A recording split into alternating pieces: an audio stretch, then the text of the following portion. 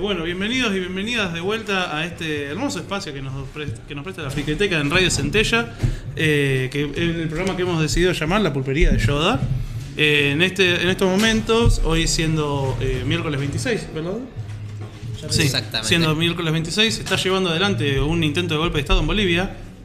En Latinoamérica es así, no lo entenderías. Y más allá del ruidito de mate y sin caer en la solemnidad, claramente este tema nos trastoca la agenda, claramente. Teníamos invitados que no pudieron venir, de hecho nos falta gusto, no es que lo estamos omitiendo, simplemente está ocupado con cuestiones con los compañeros bolivianos, pero para no tampoco teñir de una gran seriedad al programa, sin faltarle el respeto a lo que está pasando, habíamos pensado cómo podemos hacer para vincular este programa que habla de cultura, de actualidad y de historia con los sucesos que están aconteciendo. ¿Cómo llevamos esa dinámica? Así que los compañeros acá habían propuesto no hacer el programa, no mentira, llevar adelante haciendo un recorrido por aquellos intentos fallidos o victoriosos o exitosos de golpes de Estado en la cultura pop, ¿no? ¿Qué es lo primero que se te viene a la cabeza? Bueno, yo primero quería decir que estuvo en nuestras mentes no hacer el programa, pero nos parece que en este mundo de desinformación justamente lo mejor que podemos hacer es venir acá y hacer el programa igual. Y bueno, esta vez traje el mate en vez de los licores a propósito para, bueno, si bien no ser tan solemnes, tampoco, bueno, estar escabeando mientras se está pasando una tragedia en un país hermano. Por lo menos no banalizando la situación. Exactamente. Y ahora sí, bueno, podemos pasar un poco a la cultura pop, después podemos volver un poco a lo histórico político, ¿por qué no?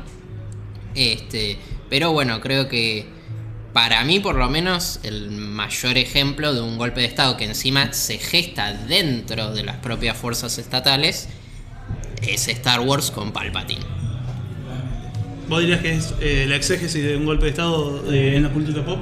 Sí, y no solamente por eso, porque Palpatine, o sea, la construcción del golpe de Estado perpetrado por Palpatine es re importante en la cuestión de que hay todo un recorrido en las películas que lleva de un régimen republicano a un régimen totalitario centrado en una cabeza, en una figura, sin ningún tipo de garantía legal, pero ninguna.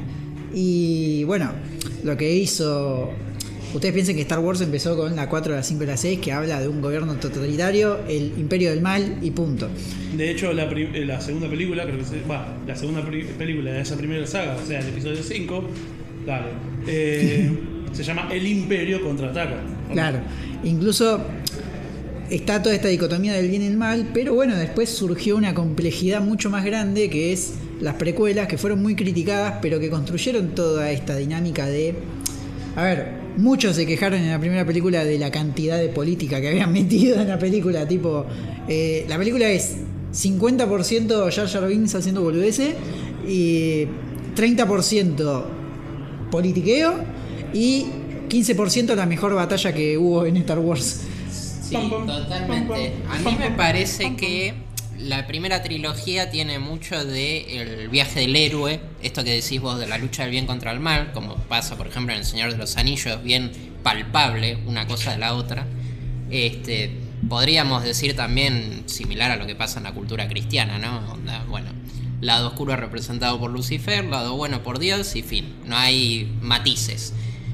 Eso en nuestra propia sociedad ya se problematiza en todos los universos cinematográficos e historietas, creo yo a partir más de los 90. Si bien hay algunas obras de los 80, me parece que en los 90-2000, en todas las obras en general, empieza como esto de, bueno, no es todo bueno o malo, sino que los malos tienen como sus motivos, razones e intereses, y los buenos, bueno, a veces tienen también como sus dicotomías o acercamiento a, qué sé yo, cuestiones que no son tan morales, podríamos llamar. Incluso, si vos te pones a mirar los bandos que hay en Star Wars, en la precuela, vos tenés a los separatistas y a la República. Y si te pones a mirar la serie vas a ver que los separatistas no son tan malos. Es más, incluso tienen un muy buen motivo para desconfiar de la República y querer separarse. Y es increíble porque terminás diciendo, che, no era tan Sith versus, o sea, malos versus buenos. Ahí está mucho más complejo. E incluso los separatistas buscan un modelo mucho más democrático y menos burocratizado que la propia República. Qué buen concepto de historiador que tiraste, que es mucho más complejo. Hay que atender a los procesos y no las dicotomías banales de buenos contra malos. Pero es que es muy gracioso porque sagas viejas que por ahí empezaron con esa lógica buenos, malos, incluso podríamos agarrar hasta Terminator, que vamos a agarrar, la voy a llamar la paradoja de Terminator. La paradoja de Terminator empieza con John Connor, que es el chabón que en el futuro va a liderar la rebelión contra las máquinas, entonces las máquinas viajan al pasado para matar a John Connor. Muy buena trama, está buena.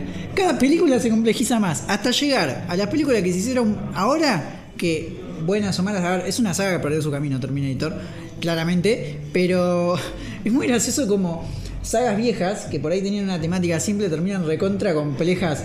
Al final John Connor era Terminator y la nueva John Connor es de México y sí, no, es un bardo. Confundido el Terminator. Sí.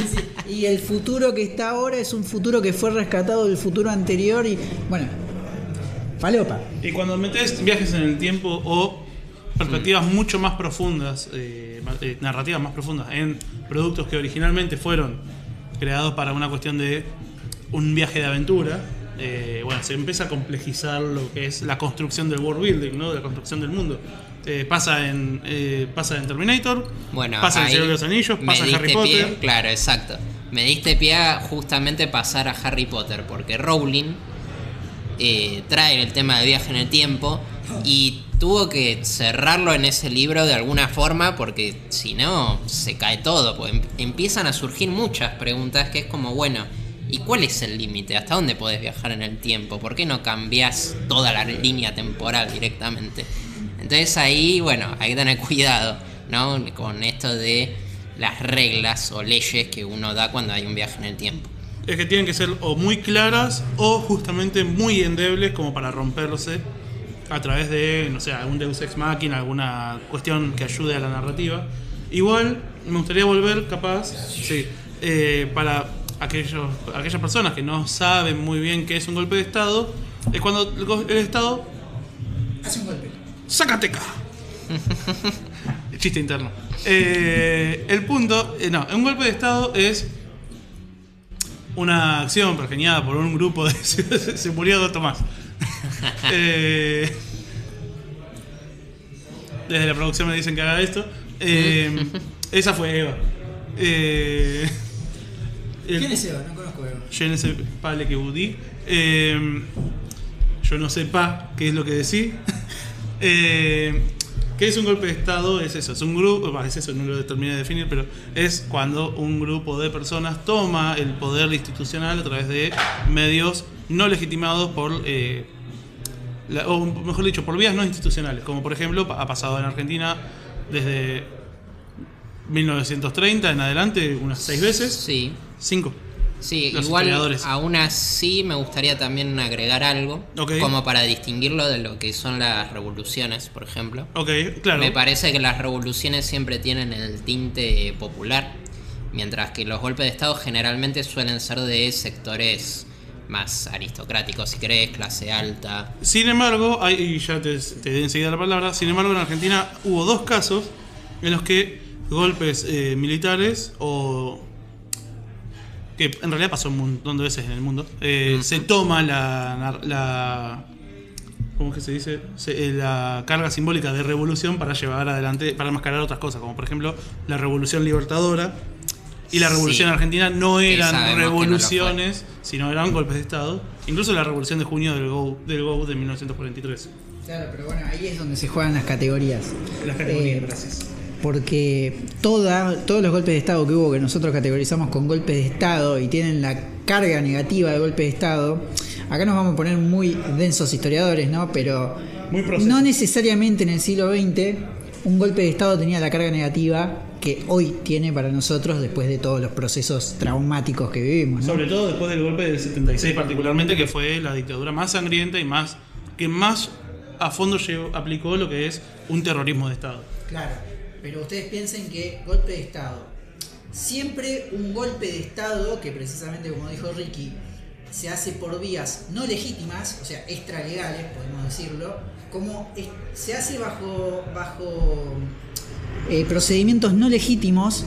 Un golpe de Estado necesita necesariamente una legitimidad de base popular, discursiva, tiene que tener un apoyo de algún sector poderoso o algún sector masivo. Es por eso que todos los golpes de Estado que hubo en Argentina tuvieron algún apoyo legitimante para poder estructurar un statu quo después. Por eso es muy difícil separar la cuestión revolución y golpe de Estado, porque por ejemplo, en gran parte de las revoluciones, una parte del aparato militar institucional, se sublevó contra el gobierno de ese momento y fue parte de las revoluciones que se dieron. Pasó en la Revolución Rusa, pasó en Claro, yo en ahí creo que Venezuela. también otra diferencia que podemos sumar es el hecho de si cambia o no el sistema. Porque si sigue avalando lo mismo o vuelve a un estadio anterior, para mí sí sería un golpe de Estado. Y si por otro lado cambian las estructuras económico-sociales o políticas, sería más una revolución. Entonces, en ese caso, la dictadura del 76, que viene a cambiar la matriz productiva y a disciplinar a la población, ¿sería una revolución? No, porque para mí ahí están volviendo a un estadio anterior. Lo están volviendo para mí ¿Al preperonismo? en realidad directamente al país pre el radicalismo. O sea, antes de 1916 en Argentina. Claro, quieren volver a una matriz productiva de un país simplemente agroexportador. Bueno, obviamente basándose en los bancos, como hacía Rivadavia y demás, y dejando de lado toda la matriz productiva industrial. Es más complejo, igual. Siempre es más complejo, No, pero lo estamos tratando de hacer más simple. Obvio, pero tirémoslo así. Agarremos el golpe de Estado del 30 en adelante. Sí. Porque también en unos programas anteriores hablamos de los futuros pasados. Sí. No todos los golpes de Estado fueron contra gobiernos reaccionarios ni populares. O sea, siempre hubo distintos tipos de golpes de Estado. Por ejemplo, el golpe de Estado de Irigoyen, el golpe de Estado a Irigoyen fue un golpe precisamente que vinculaba esa cuestión, pero eso era un sector del ejército, por ejemplo, y de los partidos políticos tradicionales, que los partidos políticos tradicionales no podían ganarle a Irigoyen por la vía legítima, porque Irigoyen ganaba un gran caudal de voto popular que en ese momento se le llamó el plebiscito, de tan grande que era el voto. Ahora, lo que se da después de ese golpe es la pelea entre los mismos sectores que se aliaron para hacerle ese golpe a Irigoyen para ver quién queda en el gobierno. Eso se llama la famosa década infame, que termina en otro golpe de Estado de parte de más nacionalista, podríamos decir. Conservador, sí. nacionalista conservadora en unión con los trabajadores incipientes. Prácticamente Sí. tirando más al fascismo, digamos, esa facción. Sí y no, porque son de vuelta facciones. Claro. Está Sí. la facción fascista, que también estuvo en el golpe del 30, Y la facción liberal. y la facción nacional católica, que también que en ese momento, bueno, Perón supo, Perón, Sí, Ramírez, supieron Fabre. articular con las dos partes. Hay algo que... perdón, continúa la idea así.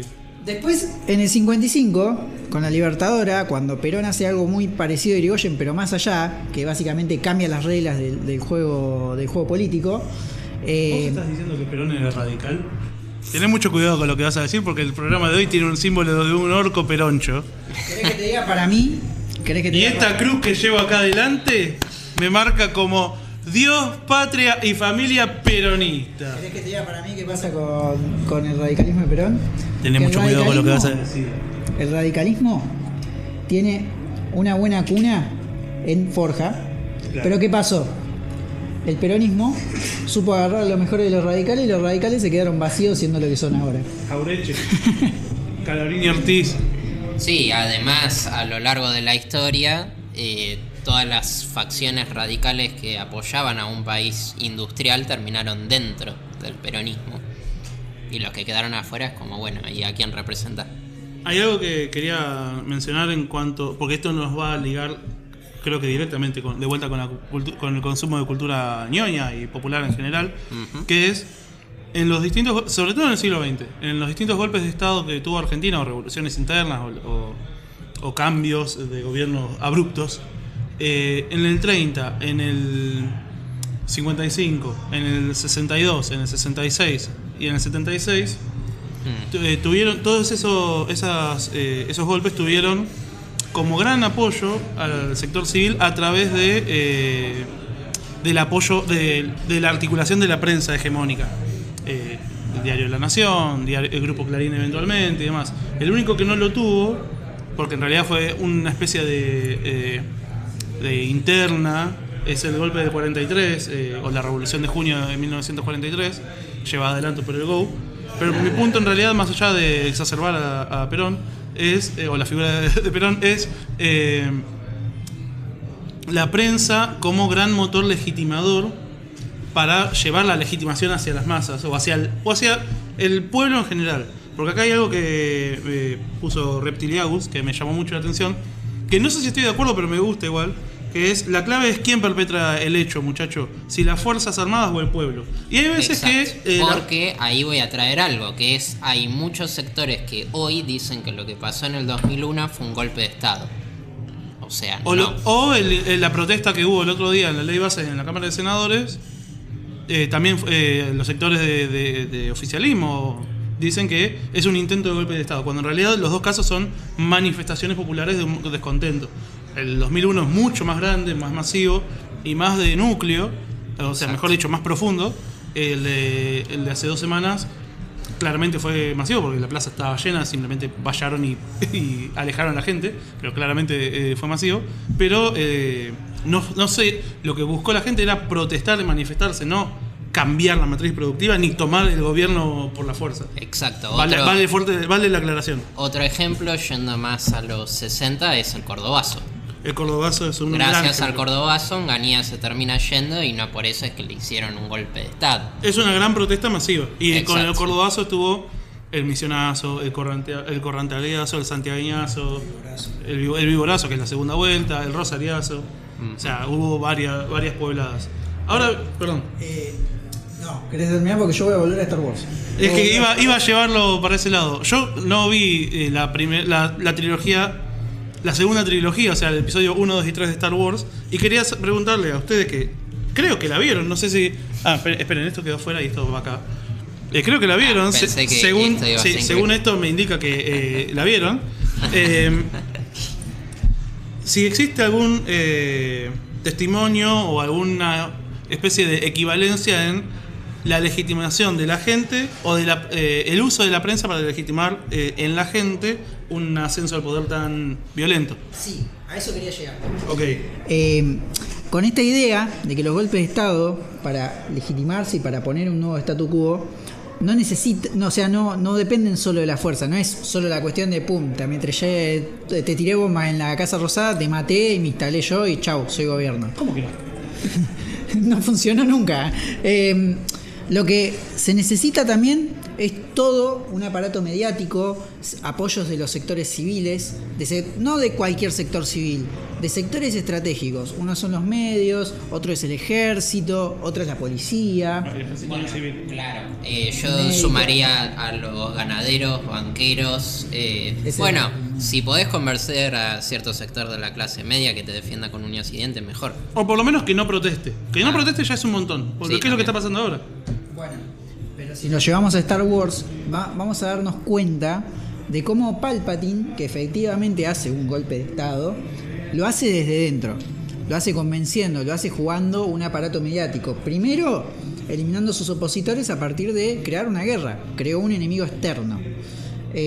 Después, en el medio de la batalla contra el enemigo externo, pudo declarar un estado de guerra. Y al estar en un estado de guerra, pudo depurar a los enemigos internos precisamente por la anulación de las garantías, ya las llamaríamos las garantías constitucionales, por el estado de excepción de estar en una guerra que afectaba la vida de la República en general. Y después agarró y hizo pumba, la cambió.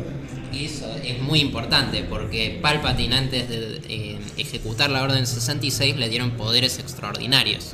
El mismo Congreso. Entonces, eso también es. Me suena a la historia argentina reciente y de hace 200 años. Y además, otra cosa, eso es en las precuelas y en las series.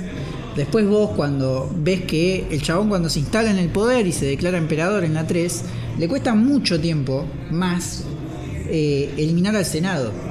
El Senado recién lo elimina en la película 4. Sí. Y eso tiene que ver con una cuestión de que para legitimarse... Sí. ¿No son 3? ¿La segunda trilogía? No, bueno, pero 4. Conectamos con episodio 4. Claro. Ok, recién Palpatine recién en Una Nueva Esperanza logra hacerse con el apoyo del Senado. ¿Cómo lo logra? A partir de, porque la táctica de Palpatine es la siguiente: yo abogo por la paz, el imperio existe porque hay paz. Mientras los mete a todos presos, hace campo de concentración, hace un quilombo bárbaro, pero la gracia está en que la gente que encarcela no salga nunca.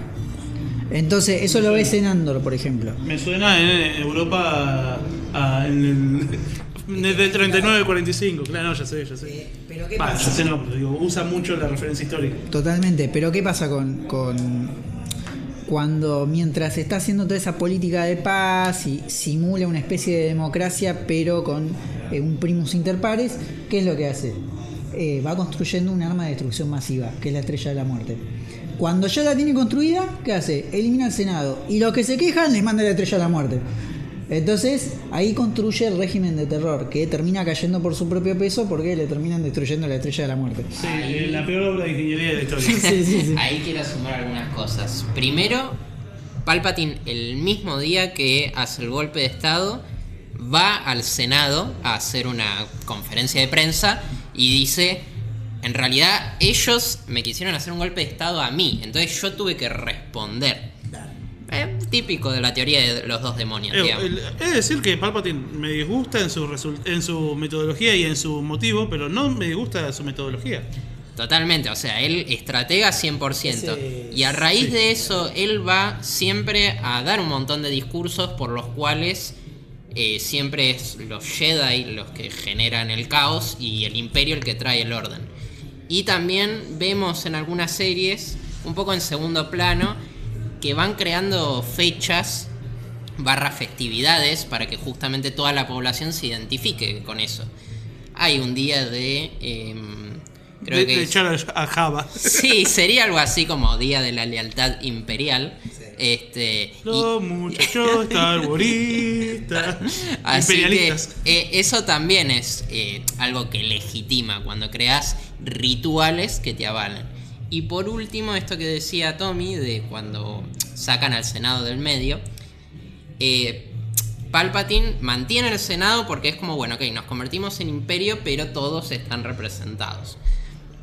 El tema es que después, a la larga, 18 años después, los elimina, pues es como, bueno, ven, este problema que tenemos ahora con la rebelión es por culpa de la burocracia, que sigue siendo lenta, corrupta y cómplice, y entonces ahí la borra. Me parece un gran ejemplo. Posta de Star Wars me parece un gran ejemplo. Lástima que no lo vi, pero... O sea, vi episodio 4, 5, 6, Rogue One, episodio 2... Y ya está. Me faltan 2 pelis y las series, pero no pienso ver las series igual. No voy a entrar. Es la parte más rica, de ahí sacas todo. Las series tienen esa complejidad. Empiezo a dudar de la calidad de George Lucas. Es que George Lucas en un momento se fue, hizo las películas y... Acá hay un comentario del compañero que no está aquí, Chan, que dice: Gramsci, cuando habla de la hegemonía, tira que esta depende de la sociedad civil. Esta genera los consensos y se manejan desde la sociedad asterisquito, porque no sé qué habrá puesto. Cuando se pierde esta hegemonía, entran los fierros. Lo que pasó con la República, básicamente.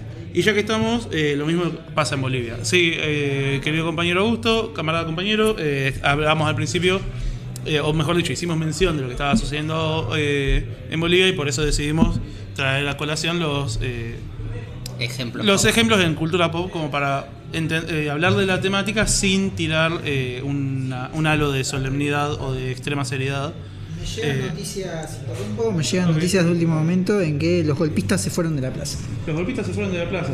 Bueno, celebramos esta retirada, por lo menos pronta retirada. Vamos, pueblo boliviano, resista. Sí, además, antes de venir, por lo que venía escuchando, parece que no tuvo apoyo ni interno ni externo, lo cual trae a colación esto que estamos hablando con el ejemplo de Star Wars. De la construcción de la legitimidad por medios internos y externos. Si no tenés legitimidad ni interna ni externa para concretar ese golpe, el golpe no dura. O sea, en el caso anterior de Añáez, que estuvo creo que en el del 2018 al 2020 más o menos, tiene que ver con que ella perpetró un golpe, la OEA la respaldó los evangelistas, el ejército, toda la derecha latinoamericana. Estados la reconocieron como presidenta legítima. Entonces ahí ella pudo estar un año y medio más o menos resistiendo a todos los embates populares, porque tenía legitimidad interna y externa. Este golpe parecería que no, y por eso, bueno, tiene sentido que se terminen retirando. Hay algo de la... Perdón. No, que iba a decir o iba a saltar otro consumo, por eso. Sí, no, es que iba a decir que eso es un dato re piola que tiraron, porque nosotros nos vamos a corregir de algo que dijimos. ¿Cuánto hubo en Argentina? ¿6 golpes de Estado? Sí. 30, 43, 55, 62, 66, 76. Bueno, son 6 golpes de Estado exitosos, porque hubo intentos de golpe de Estado y, como bien dijo Nau, los que no tuvieron apoyo, o los que fueron descubiertos antes, los cortaron. A ver, a Perón Cara pintada, por ejemplo. Cara pintadas, o estaba pensando en el 52. En el 52, y en el 55 mismo al principio hubo 2 intentos que... En el 52 es de lo que habla Perón de más adelante. Va a decir, yo tendría que haberlo fusilado. Y después dice en el 55 también, yo tendría que haberlo fusilado. Igual técnicamente el golpe de Estado del 55 no es que lo sacan a Perón a patadas, sino que Perón firma y se va cuando podría haber resistido. Por eso también el mensaje. Esa es la diferencia con ponerle Ilia, Frondizi. El punto ahí que es la gran discusión, en Argentina, pero dentro del peronismo también, es qué es lo que quiso hacer Perón cuando decidió irse, o decidió dejarse irse en septiembre del 55. Claro, en vez de combatir la fuerza que estaba tratando de hacer un golpe de Estado, teniendo en cuenta que una inmensa mayoría del sector trabajador y del ejército, particularmente del cuerpo de armas del ejército, lo apoyaban. Él siempre va a decir que lo que no quiso hacer es una guerra civil. Exacto. Porque él lo que buscaba era la paz social. Misma razón por la cual en el 73 vuelve. Misma razón por la que en el 73 vuelve, exactamente. Pero teniendo en cuenta esto que en un momento habíamos hablado con Eva, que está ahí atrás, sobre si Dumbledore y Perón pueden ser paralelos, y en cuanto a la vuelta de la mística... Antes de eso, porque bien mencionó Tommy, estamos mencionando los exitosos, bueno, y un poco a los no exitosos, pero del siglo XX. Pero recordemos que Argentina siempre fue un caos bastante lindo. No lo entenderías, pa. ¡Mi país! Y desde que se constituyó Argentina, la Argentina moderna como tal, en 1880 hasta 1930, que estamos hablando de 50 años, también hubo un montón de golpes de Estado, porque Mitre en numerosas ocasiones es como, no, yo quiero volver porque Roca no sabe cómo funciona esto, e intentó hacer golpes de Estado. Después los radicales, ahí también tendríamos que ver si eran intentos de golpe de Estado o rebeliones. Intentaron 5 veces tomar el Estado por la fuerza antes de ganar en el 16. Para mí eso tiene que ver con cómo te ve, o sea, cómo la fuerza que es hegemonía ve a aquella que está tratando de romper esa hegemonía. Claro. Si la ve como un verdadero enemigo, entonces sí va a tratar de suprimirla, de lucharla o de tratar de buscar la forma de no construir ningún tipo de espacio. Ahora, si te ve como un par, pero que está solamente siendo disonante, como pasó con Mitre, para el régimen conservador, se va a buscar la manera de construir algún tipo de puente. Fíjense que para la generación del 80, o mejor dicho, la Argentina conservadora del PAN, de 1880 a 1916, como decía recién Nau, esos 36 años, Mitre es una figura que es, si bien le quiso hacer un golpe, literalmente le quiso hacer un golpe, Y vos. después esa hegemonía, ese oficialismo, los ve como un... O sea, sí, tuvimos nuestras diferencias, pero podemos construir cosas. No lo ve como un demonio. Distinto es cuando sos un salvaje un salvaje ex federal o un loquito radical de ese momento, ¿no? Porque hoy sabemos que los radicales Igual, claramente tienen de revolucionario lo que tiene de revolucionario, no sé, esta mesa. Federal según cuál, porque al final Urquiza ha terminado dentro de ese aparato post-Pavón. Sí, pero también lo echaron. Sí. De hecho, lo mataron. Sí, pero bueno, no el sector gobernante. O sea, No, pero fue su propia base, digamos.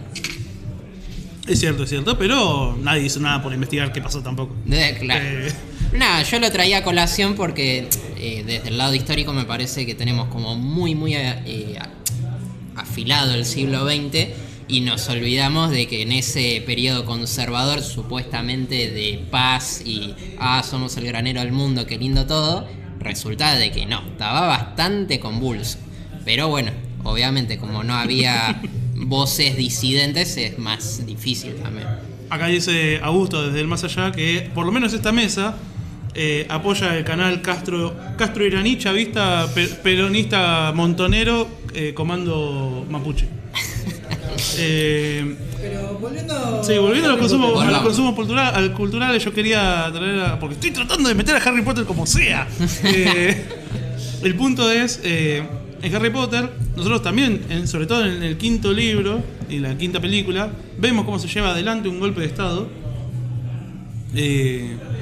Sí, estoy bien. En realidad, en el interín entre la quinta y la sexta, Claro, sexto sí. libro, se lleva adelante un golpe de estado pergeñado por Voldemort con legitimidad desde la vía de medio de comunicación más institucionalizada, que es el diario El Profeta. Igual y tiene una buena que legitimación. Voldemort lo impulsa. Sí, desde no, la sombra. lo lleva a él adelante. Miento, lo pergeña a él, pero no él nunca gobierna. Y eso, Exacto. para mí, lo hace. Si bien tengo mis reticencias con la construcción del mundo de JK, Voldemort me parece, en general, tiene su falla, pero en general, un villano relativamente inteligente. De hecho, sí, entre las 6 y las 7, me dice Amruca, gracias. Porque de hecho, en el quinto libro todavía está Cornelius Fudge. La cuestión es eso, Voldemort lleva adelante, o mejor dicho, pergeña un plan para hacerse con el control, pero sin ser él la cara del control. Voldemort es la OEA. Voldemort es la CIA. Yo pensaba Bueno. más Voldemort son los militares que transaron con Guido después de sacarlo a Frondizi. Sí, es que sí. Bueno, pero ¿por qué lo hacen? Para quedar bien con la CIA. Para no romper la institucionalidad, porque si no, no tienen legitimidad en el poder. Porque para hacer un golpe de Estado, tenés que bancártela con el aparato represivo, sabiendo que vas a tener que... Porque todo golpe de Estado, y ahí está la parte de cuál es la diferencia entre una revolución y un golpe de Estado, todo golpe de Estado que tiene un carácter marcadamente antipopular, Ya está, lo perdí. sí, otra vez Todo no. golpe de Estado que tiene un marcado apoyo popular. Todo golpe de Estado tiene un carácter marcadamente antipopular porque para estar en el poder necesita inmovilizar a las masas.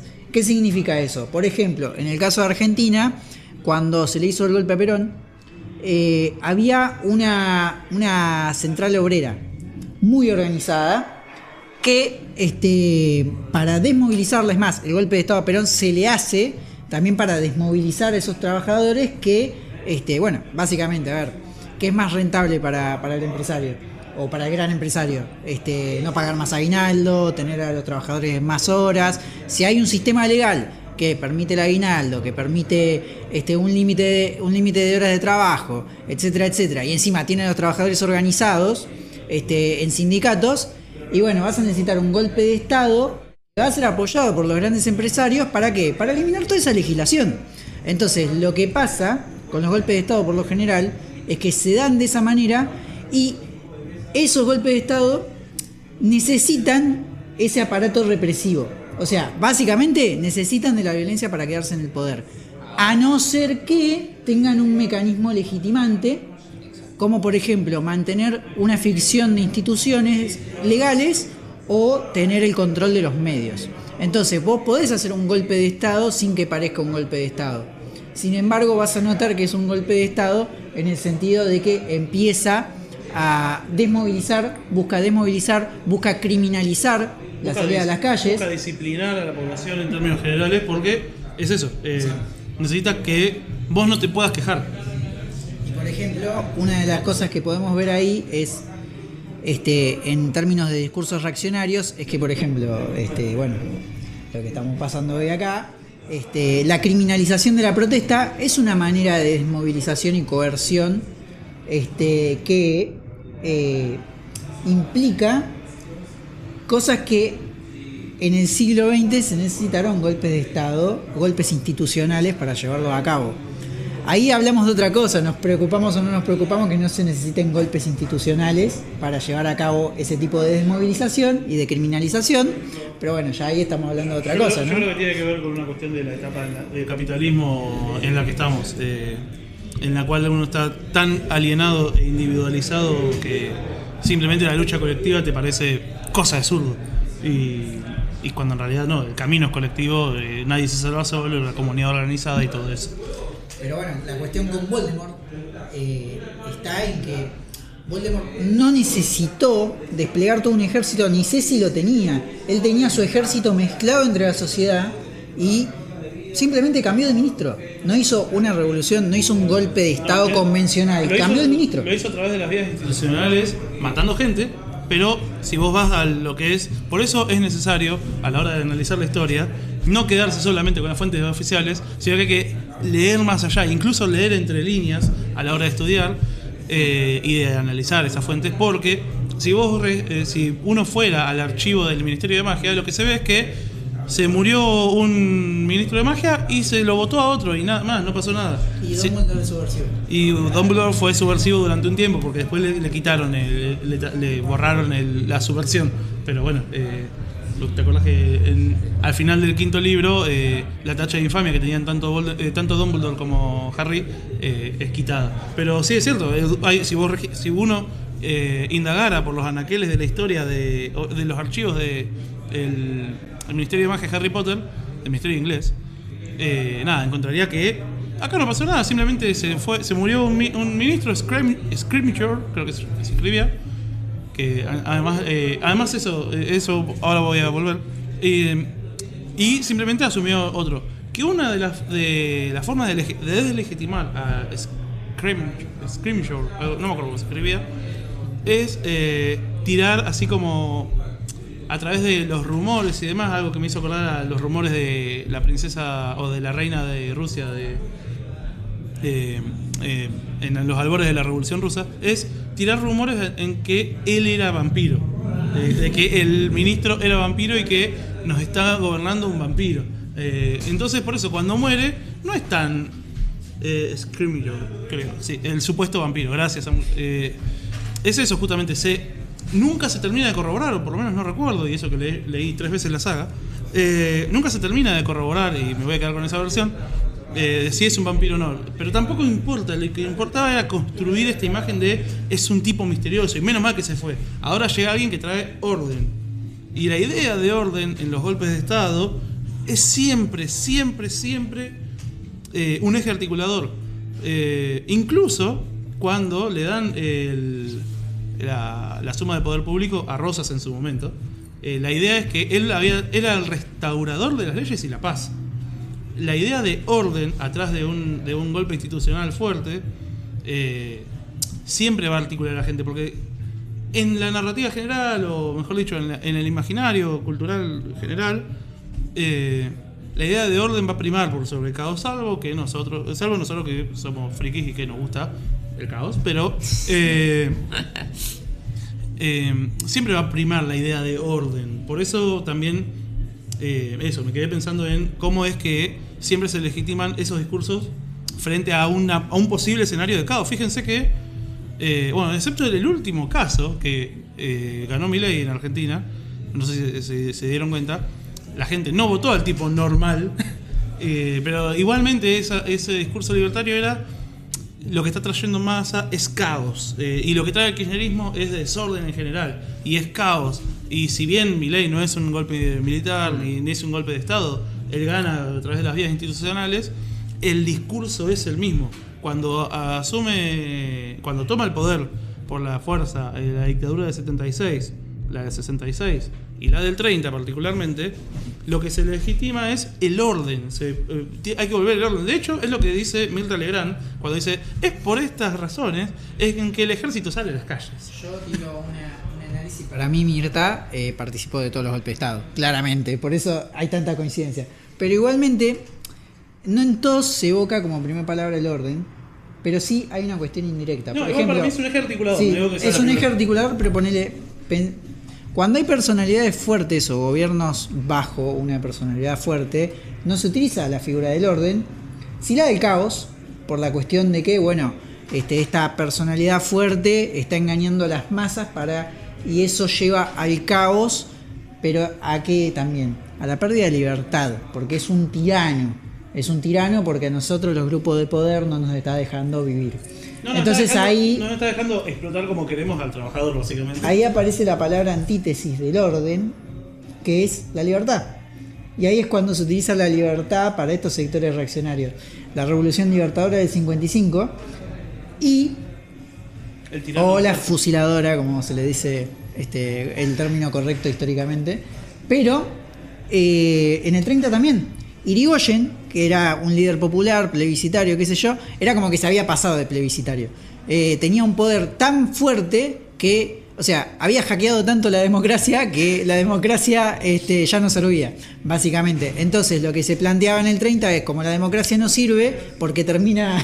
Me imaginé a Ken Brockman con la cara de Irigoyen, el equipo de edición, necesito ese meme de...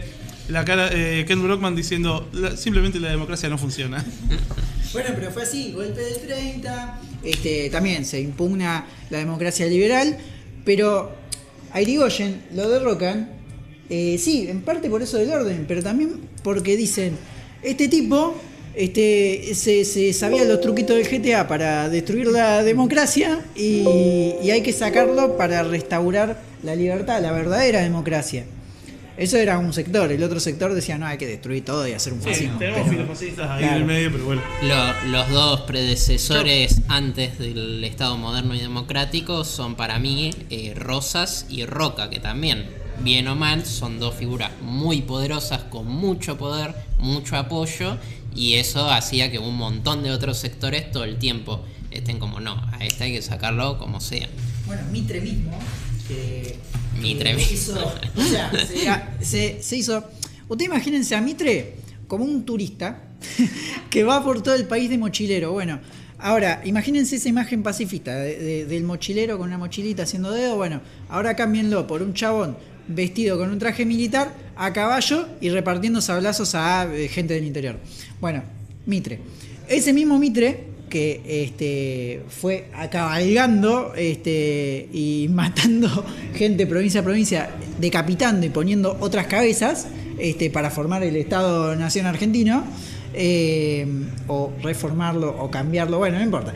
Ese mismo Mitre, unos 30 años después, agarra y dice libertad y forma la Unión Cívica junto a, bueno, gente que era también del sector progresista de la Buenos Aires del final del siglo XIX. Y ahora, con esta idea de tiranos, de orden, acá hicieron una muy buena pregunta, Augusto, que pregunta de qué casa sería Perón. Para mí es Slytherin, por una cuestión, y solamente tengo esto, por una cuestión de la astucia y de esa buscar la beta como para poder llegar a su éxito. Porque valiente... o mejor dicho, la cualidad de Gryffindor, la principal es ser valiente y ser estúpido, dice acá Eva. Sí. Yo no coincido tanto, pero si vamos a lo primero que se viene a la cabeza a la hora de escribir las casas es Gryffindor valiente, Hufflepuff leal en cuanto a la amistad y Ravenclaw prima la sabiduría y la inteligencia. Sí. Y el Slytherin sería la astucia, el cunning. Por eso yo, o sea, por un momento dudé si sería Slytherin o Ravenclaw, pero me parece que para mí es más Ravenclaw Evita, que muchas veces era como, che, te estás zarpando, anda por acá, y era como la que le marcaba muchas veces el camino. No coincido. ¿No? Para mí, Perón era full Slytherin y Evita era full Gryffindor o Hufflepuff. Porque a ella cojones, o varios no le faltaban. No, eso para ir al seguro. frente ella iba. Y eso lo hace un Gryffindor. Yo le decía porque... En un análisis grande. En el primer gobierno, por lo menos, para mí, ¿no? Perón cambió varias decisiones charlando con ella y ella como mostrándole otras opciones. Sí, bueno, por eso digo, si hacemos un análisis profundo, podríamos entrar en las casas híbridas que Sí. que JK dijo que existen. O mejor dicho, que en esos casos uno decide a qué casa ir, pero tenés cosas de los dos como Hermione y McGonagall también. Pero el punto es, acá tiró una muy buena, Augusto, que es Hufflepuff son leales y trabajadores. No sé, lo tiro. Para mí el pueblo trabajador es full Hufflepuff, porque además somos amiguistas. Pero para mí es, teniendo en cuenta este análisis pedorrito, superficial de una palabra para describir a las casas, para mí Perón sería Slytherin por la astucia, porque claramente el más inteligente no era, el más valiente no era y el más leal no era. O sea, no significa que no lo fuera en general, pero el más no, para mí era el más astuto. O sea, tenía esa capacidad de charla y de política. Y Eva para mí era más Gryffindor, teniendo en cuenta esa descripción, para mí era más Gryffindor. Claramente era inteligente, era astuta y era leal, pero para mí es más Gryffindor, más de a los bifes. ¿Vos qué crees? ¿Qué tema? Pero así en rapidito. Bueno, te traigo a otro personaje. ¿Quién sería Ravenclaw dentro de ese gobierno? Jaureche, por ejemplo. ¿Ese sí sería Ravenclaw o tampoco? La Carolina Ortiz lo veo más Ravenclaw. Sí, yo también. Sí. O más intelectualoide. O busca ser más intelectual. Acá nos ponen en un comentario de... Hace poco debatía con amiguis que posiblemente las cabezas de los partidos pertenecen a Ravenclaw, Slytherin y Slytherin. Repartidos medio al tuntún. Para mí que Hufflepuff y Gryffindor somos el pueblo. Participemos o no en... No sé porque me lo censura. Metiendo a full el cuerpo o no. Para mí sí, tiene un punto ahí. Como que la cabeza de los liderazgos, las dirigencias son de Slytherin y Ravenclaw, y de las bases son más Hufflepuff y Gryffindor. Hay un dejo de intelectualismo ahí, o de segregación intelectualoide. Pues el pueblo somos Gryffindor y Hufflepuff. O capaz lo estoy imprimiendo yo, pero bueno, no nos queda cuál sería tu posicionamiento, o mejor dicho, ¿en qué casa pondrías a Perón y a Eva? ¿A Perón? Yo lo pongo en el líder. Es full el líder, Perón. Gracias Augusto por poner la palabra que cancelan en el chat. Tampoco la puedo leer, pero bueno. Está bárbara. Sí. Y Eva. ¿Eva Montero? Sí, Eva Montero. ¿De qué sos? ¿De qué? Slytherin. Sí, ella es full Slytherin. Es full elitista. No, en todo caso seremos snobs, pero somos muy puntillosos y dice que haga esto. Y muy astutos. Yo mientras debaten voy a tomar el Ministerio de Magia. Ok. Y Eva, sí, yo creo que un Hufflepuff le tiro, Hufflepuff, Gryffindor, porque tiene... Va por esos lados, ¿no? Va por el híbrido, para mí va por el híbrido, pero Perón sin ninguna duda, incluso le tiraría unos tintes de Ravenclaw a Perón. No, de vuelta, o sea, todos tenemos un poco de todas las casas. Para mí o sea, porque claramente el chabón es además de ser un gran político, porque eso es lo que era Perón. Para mí, no sé si se dieron cuenta, soy peronista. Más allá de ser tener una gran capacidad política, era inteligente, el loco creó teoría, creó doctrina. Fue profe de historia en la escuela. Fue profe de historia en la escuela militar. De hecho, están las clases escritas de él. Es filósofo incluso, porque si bien la comunidad... ¿no? Sí, escribía... Descartes, sí. Escribía una columna semanal, y aparte, cuando se hizo el congreso de de filosofía acá en Argentina. Él dio un discurso de cierre, creo, o de apertura, no me acuerdo, que después se lo transcribió al manual de comunidad organizada, a la comunidad organizada, con unas intervenciones, pero está ahí. El loco escribió también, o sea, es prolífero en la escritura, así que claramente puede ser un Ravenclaw, pero es que para yo lo mí... veo así, como un tipo, porque Perón era un tipo muy formado, pero muy formado, y muy... sabía leer su actualidad, que eso, te guste o no te guste el chabón, y lo mismo pasa con cualquier figura que tenga... o sea, el chabón era muy avispado, sabía leer su actualidad y tenía una formación que yo digo, este loco Ravenclaw es Slytherin, porque hay una diferencia entre el Ravenclaw común y el Ravenclaw Slytherin. ¿Por qué? Porque el Ravenclaw común, o sea, el full Ravenclaw es el Homus Academicus, es el chabón que lee por leer y se queda encerrado y hace papers y es novea con eso. Sí, se pero queda el encerrado Slytherin, en su torre de marfil del conocimiento y queda ahí, y en todo caso analizará la realidad y la pondrá en un blog que la verán sus otros amigos snobs. exacto. ¿Cuál es el tema del snobismo? Que no es ambicioso. El snob es mediocre porque hace de lo poquito que hace, o sea, del libro que lee, un mundo. En cambio, el Ravenclaw vinculado a cualquiera de las otras casas, o sea, por lo menos Gryffindor y Slytherin, sobre todo Slytherin, se mezcla con la ambición. Y la ambición y el saber ver en grande me hace hacerlo tipo a Perón ahí, Ravenclaw y Slytherin, porque el tipo estaba muy formado, y lo llevó en vistas a gobierno, a actualidad, a cambiar las formas políticas. De hecho, cambió la matriz productiva del país, cambió legislación, o sea, mejor dicho, llevó adelante cambios, porque también es eso, no vamos a usar terminología que no, o por lo menos nos vamos a romper las pelotas entre nosotros. Llevó adelante cambios en la matriz productiva, en la matriz legislativa. O sea, el loco... ¿qué pasó? Perdón que te interrumpa. Censuran la palabra política. ¿En serio? ¿La censura es la palabra política? Nos vamos a tener que pasar a la plataforma verde. No, bueno. ¿Pasar? También. Basta de ensalzar a Perón. Ya le vamos a dedicar el programa del 17 de octubre. Están enterados. También es Ravenclaw Slytherin precisamente no por ensalzarlo, sino porque el loco, si tenía que ser un hijo de puta, lo era. Anóteme el nombre de la señorita. Yo soy la democracia. Pero pasemos a otro consumo cultural, que es algo que yo lo he visto en las películas, pero no me he metido en los libros, y es la idea de Sauron en El Señor de los Anillos como alguien que toma o no el poder. ¿Es un golpe de estado lo que intenta hacer Sauron? ¿Es simplemente imponer un orden? ¿Existe?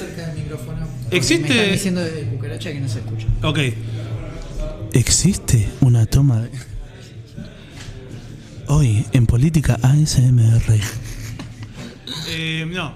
El punto es, ¿existe en la Tierra Media una forma de Estado como para que Sauron, a través de Saruman y demás, lleven adelante un golpe de Estado? ¿O simplemente es una toma de poder en una tabula rasa?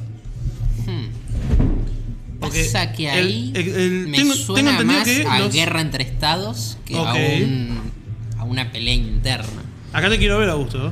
Pará, sí tengo un ejemplo igual dentro del Señor de los Anillos de lo que podríamos llamar un golpe de estado o un golpe interno, que es cuando Saruman posee a Theoden y está también Lengua de Serpiente ahí todo el tiempo susurrándole. Igual si vos tenés a un consejero que se llama Lengua de Serpiente, un poco sí, te mereces que te manipulen. Tan pillo no sos, perdón que te lo diga. Tal cual. Pero para mí ahí sí, porque estamos hablando de un golpe interno dentro de Rohan. Pero ya el tema de Sauron yo lo vería más como un problema externo. ¿Como una cuestión más expansionista imperialista? Claro. No Okay. sé ahí vos qué opinás. Sí, yo opino lo mismo. Incluso, bueno, si nos vamos a los libros... Miren, yo, el tema del Señor de los Anillos, me leí los libros cuando tenía la edad de mi hermano.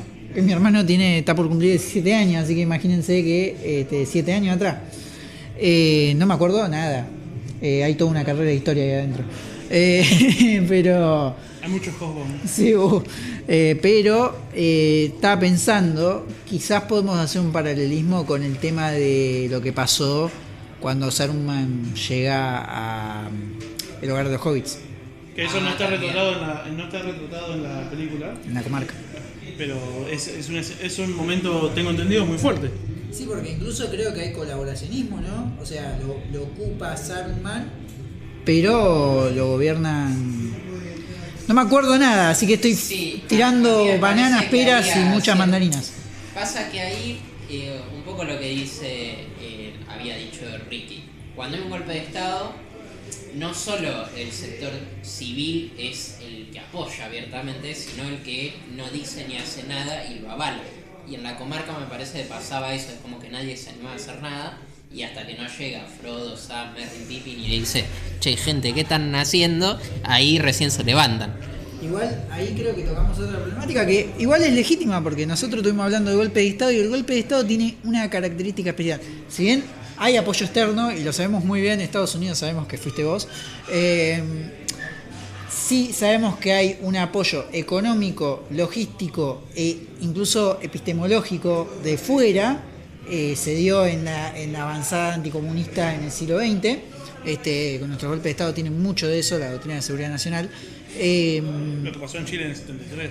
Pasó en Chile en el 73. Hay una ayuda directa de parte extranjera. Sí es verdad que los golpes de Estado, por lo menos como los conocemos convencionalmente, tienen que ver con sectores internos, digamos, ¿no? Por ejemplo, el ejército se subleva y toma el gobierno civil. Bueno, pero esto que hablamos acá, mira otra parte, ¿no? Cuando un invasor extranjero llega, toma el poder, desplaza el gobierno nacional, ponele, o el gobierno local, y se instala. ¿Cómo se instala? Como un invasor extranjero, pero también tiene colaboracionistas dentro del propio... Bueno. Porque si no, no se puede mantener el poder. Pasó en la Francia nazi. Claro, si La no, República de Vichy. el otro ejemplo que iba a dar era ciertos sectores porteños con las invasiones inglesas, que por eso logró estar un mes hasta que finalmente lo sacamos. De hecho, Mariquita Sánchez de Thompson, este dato le molesta a Pupina, ojalá que le llegue a ella, así nos da viralidad más que nada. Mariquita Sánchez de Thompson, ella escribe justamente sobre el tema de entran los soldados del regimiento de escoceses de las Highlands con sus faldas bonitas y sus uniformes todos prolijos e iguales, no como la banda de negro acá que tienen 2 trapos, un mosquete que se lo prestan cada tanto y 3 harapos. Pero bueno, hay colaboracionismo. Para que haya un golpe necesitas claramente colaboracionismo, incluso, o sea, como decías vos, necesitas gente del sector civil que esté activamente apoyando ese estado, ese momento, así como también gente que no haga nada. Y ahí en ese contexto voy a decir la frase señora, o la frase que delata mi edad: quien calla otorga. Entonces, si vos no haces nada, no combatís, te quedás yendo a trabajar todos los días, porque también es esa, hay una cuestión material que hace que no te puedas mover muchas veces. Nada, un toque estás avalando.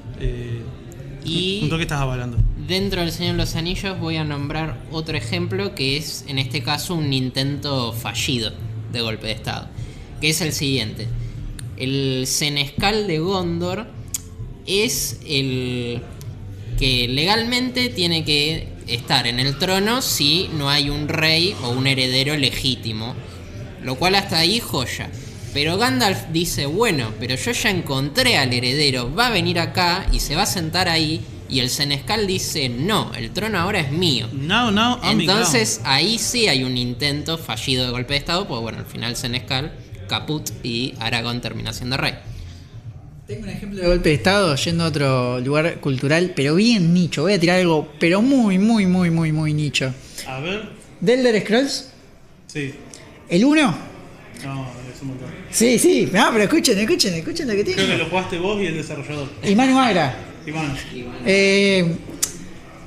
En el 1, así empieza la historia del juego. Vos te podés crear uno en cualquier lugar. Resulta que el emperador tiene un consejero llamado Jagar Tarn, que es una especie de López Rega, que básicamente lo que hace es algo parecido a Lengua de Serpiente. Abre un portal al inframundo y lo tira al Oblivion y lo tira al emperador ahí. Y él, el mago, adopta la forma del emperador y se queda como si no hubiera pasado nada. Nadie se entera que hubo un golpe de estado, salvo vos, que estás en una prisión y te viene un ángel y te dice: metieron al emperador en cana, andá y matá al emperador actual y liberá al emperador. O sea, tenías un ataque de esquizofrenia muy grande en la prisión, pero bueno, lo importante de eso es, ahí hay otro ejemplo muy piola de golpe de estado que me vino, literalmente, o sea, recontra igual. El loco literalmente tomó la forma del emperador actual, pero le hizo un golpe de estado. Bueno, exactamente lo mismo pasa, que me acabas de hacer acordar, en la saga de Thor, cuando Loki reemplaza a Odín. Es exactamente igual. Es exactamente lo mismo, sí, es verdad. Nada más que Odín no estaba muerto. No, pero es lo mismo, o sea, lo manda a un geriátrico y él se queda en el trono. Un geriátrico de Asgard. Bueno, incluso Loki, tiene toda una historia detrás de Loki que está buena, desentrañada para el tema del golpe de estado, la conspiración. Ahí lo concreta tomando la forma de Odín, pero en la peli anterior también hace un golpe de estado.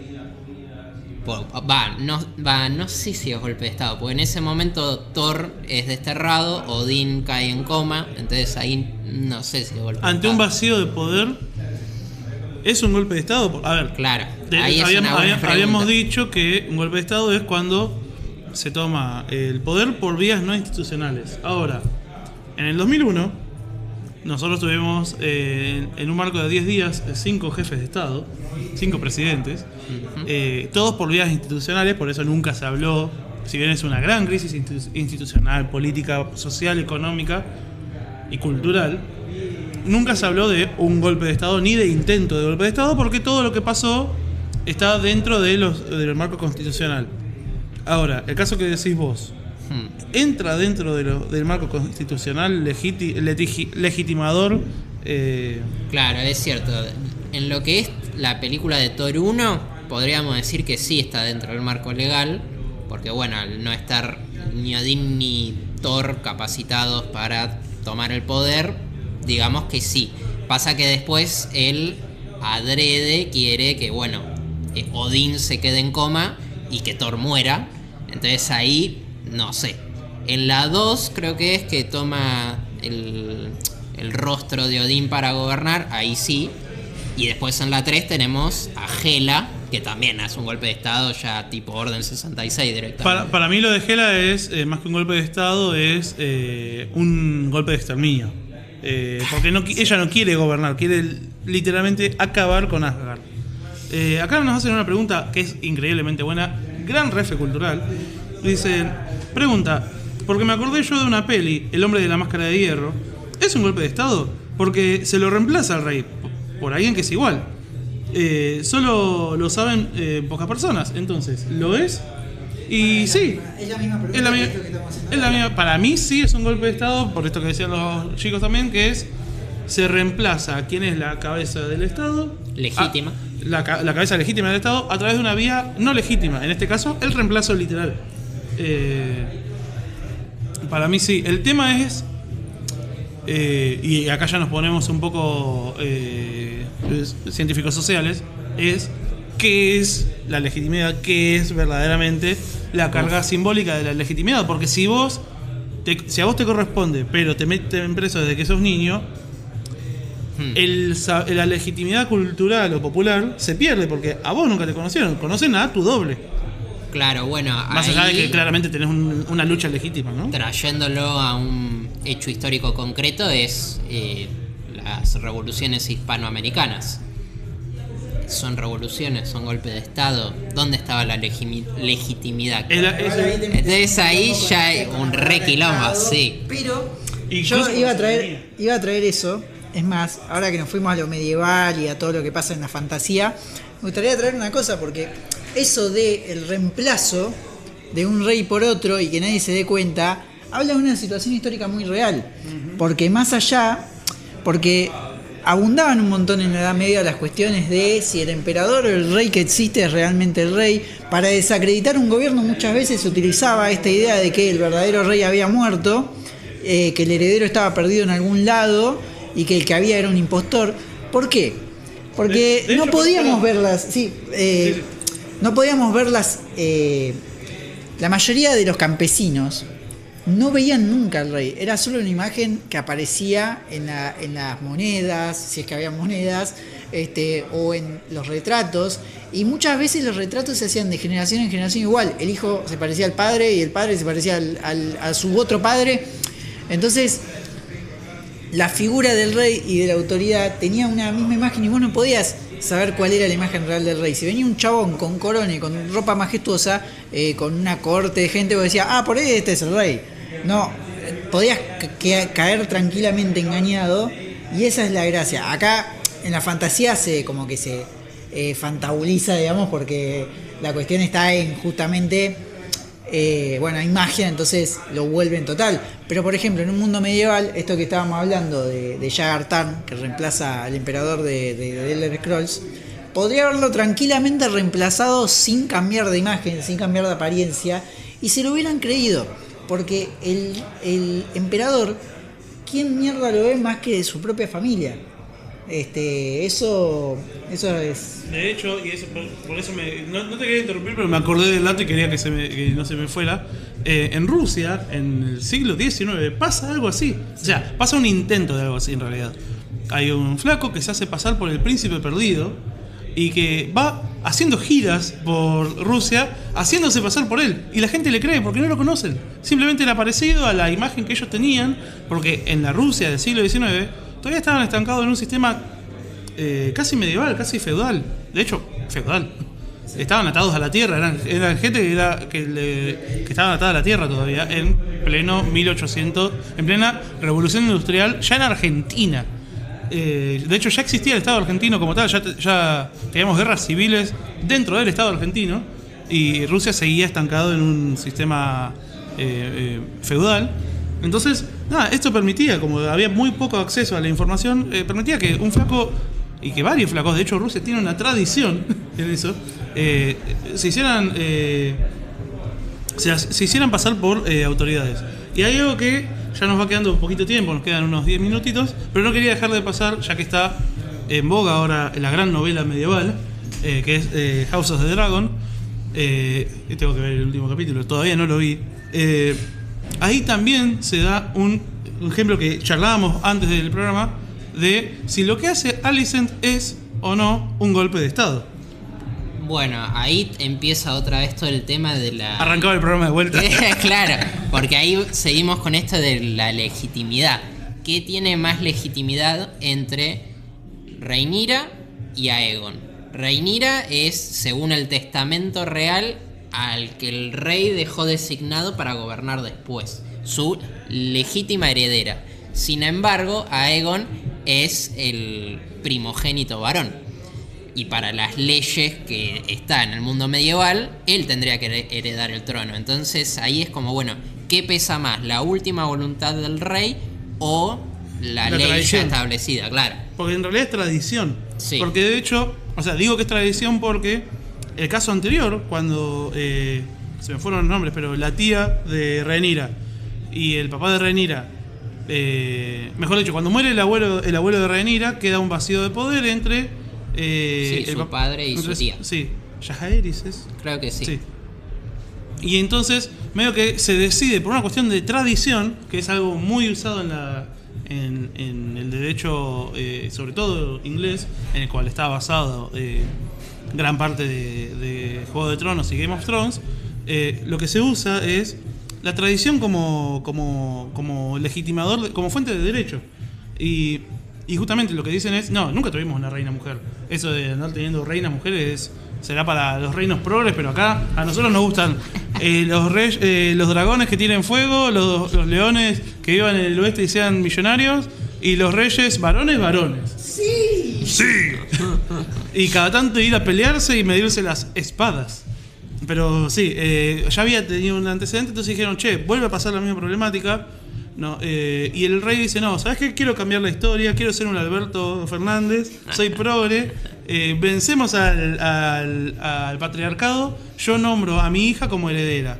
Aguante Dorne, claramente aguante Sí. Dorne. Aguante Oberyn Martell hasta el momento en el que no mata a la montaña. Sí, Porque tal cual. ahí le ganó un poquito. Para mí Oberyn Martell es argentino y boqueó de más. Pero eso es otro tema. Y Mi acá punto en es ese. Claro, es eso de si Alicent, Aegon y todo lo que son el bando verde es un golpe de estado, porque es como, bueno, listo, nosotros seguimos las tradiciones, pum, nos clausuramos en el palacio, que es la legitimidad, y empezamos a buscar a los nobles. O Rhaenyra, que bueno, no está en el palacio, pero es como, che, me designaron a mí, y empieza a ver quién le es leal o no. De hecho, no está en el palacio, pero no es casual que ella elija Rocadragón como base de operaciones. Porque es al primer lugar al que llegan los Targaryen desde el continente, desde el otro continente. Sí, desde esos. Desde esos continentes. El punto es, ella elige ese lugar porque es legitimador. Acá vinieron los primeros Targaryen y yo soy una verdadera Targaryen. Vos, Alicent, no. El tema es que después se discute la legitimidad de los hijos de Rhaenyra. Sí. Y nada, eso pone un poquito endeble su situation, pero bueno, está ahí el punto de si eso no es un golpe de estado. Para mí lo que hace Alicent es un golpe de estado, claramente, porque ella dice, bueno, yo escuché la última voluntad del rey, que estaba muy confundido también, estaba muy apesadumbrado por una enfermedad degenerativa, que claramente en sus últimos momentos tiene una especie de delirio, y nombra dice, el heredero será Aegon, y Alicent lo toma como que es su propio hijo. Igual Y él dice va a ser del príncipe prometido o algo así, porque siguió en realidad no lo con nombra. una charla anterior Sí. que preveía esto del ataque a los otros, y Alicent lo interpretó como se le Sí. cantó. ¿Puedo intervenir con algo bien ñoño? Dale. Todo esto que nosotros estamos hablando, ¿Algo ¿no? bien, Noño, a esta charla? Sí, no, pero algo bien ñoño, no friki. Todas estas charlas que tenemos, no es casualidad que nos vayamos a la Edad Media, porque desde la Edad Media, o desde el Renacimiento hasta acá, hay un manual de instrucción política que habla de los golpes de Estado y cómo hacer para construir legitimidad a partir de un gobierno ilegítimo, que es Maquiavelo. El príncipe de Maquiavelo es El un gran libro. príncipe de Maquiavelo es cómo hacer política para novatos. Porque el chabón, a partir de las reglas de Maquiavelo, es que se construye la política a día de hoy. Es más, una buena instrucción política es leer a Maquiavelo. Porque yo creo que no podés pretender ser un buen político, o sea, una persona que entiende política sin haber leído El Príncipe. Y yo no lo leí entero, así que por eso no me dedico a eso. Pero miren lo que dice Maquiavelo, ¿no? Maquiavelo construye un manual para aquel príncipe que él considera que es el príncipe victorioso en una época en que las instituciones es un contexto de una Italia sumida en la guerra total, en donde los ejércitos son ejércitos mercenarios en manos de condotieros, que condotieros son pequeños jefes de estados chiquititos dentro de lo que es Toscana, que son señores, pero a la vez son señores mercenarios, que van de pueblo en pueblo tratando de sacar la mayor tajada posible. Lo que dice Maquiavelo es, el mejor príncipe de todos no es el príncipe que hereda valga la redundancia, la herencia del padre, de la familia. El mejor príncipe es el que sabe aprovechar todos los mecanismos posibles para llegar al poder. Y dentro de esos mecanismos están, bueno, si vos tomaste el poder y no tenés ninguna herencia, no tenés ningún arraigo local, porque básicamente son los que acabás de destronar, y bueno, vas a tener que construir legitimidad desde otro lado. Vos, en un principio, tenés que ser duro, tenés que ser fuerte, tenés que reprimir a lo loco. Y después tenés que construir legitimidad de consenso. Porque si no construís legitimidad de consenso, terminás siendo derrocado, no durás mucho. hace todo un análisis de cómo es invadir un enemigo, de cómo es construir política. De ahí sale la palabra maquiavelismo. Bueno, el golpe de Estado y los golpes institucionales y las luchas por el poder son el maquiavelismo puro, y eso es lo que nos llama la atención también, por ejemplo, en otro gran momento de no House of the Dragons, pero sí Game of Thrones, la boda roja. La boda roja es off. La boda roja es la gran expresión del maquiavelismo que termina en un alto impacto. Pero bueno, no quería dejar de llevar ese factor aglutinante que es Maquiavelo. Maquiavelo es lo que nos lleva de la Edad Media hasta acá a hablar de golpes de Estado. Claro, bueno, ahí lo que trayendo un poco de Maquiavelo es, bueno, se puede presentar la fortuna, la oportunidad, pero si no tenés la virtud, la astucia de aprovecharla, y bueno, la perdiste. Exacto. Y ahí me acuerdo que empezaba a nombrar como algunos ejemplos.